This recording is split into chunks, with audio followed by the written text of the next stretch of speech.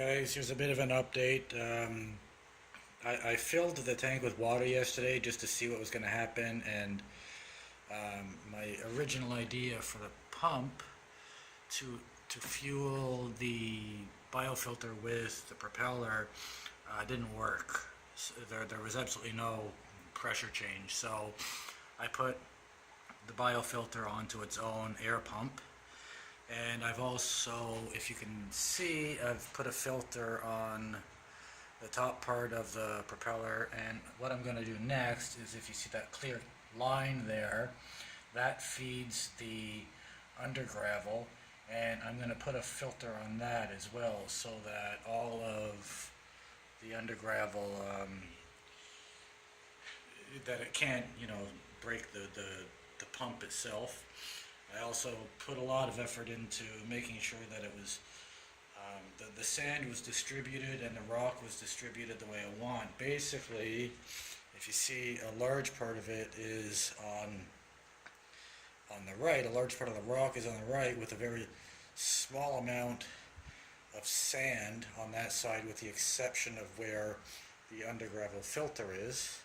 And then I've added just a small number of rocks on the left side and a lot more sand. The reason being that what I'm expecting to do with this tank is I'm going to put one or two live corals over here, but I also want to get a goby and a pistol shrimp.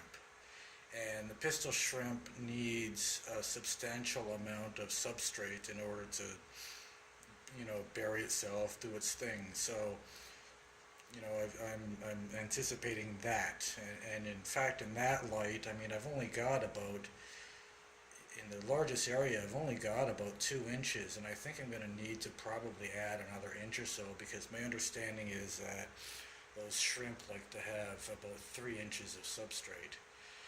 So I also, I'm not sure if you can tell or not, but the amount of rock in here is somewhat smaller than it was in the past, and the reason for that is I thought there was too much. So I took the smaller pieces with a couple of larger pieces, and I put them into my breeding tank for the brine shrimp. Not that I can call it a breeding tank yet, because I haven't bred anything. Right now I've actually got, you can't see it, I'll show you that in another video. I've got the incubation chamber, if I can call it that, actually right inside the tank. Let me see if I can sort of, yeah, you can see that, right? The cysts will go in there, and then when they come alive, I'll put them in here, and it's all the same environment, same water. So, hopefully that'll help. And anyways, that's that for now. I'm going to fill this up with water, and once the sand clears, I'll show you what it looks like.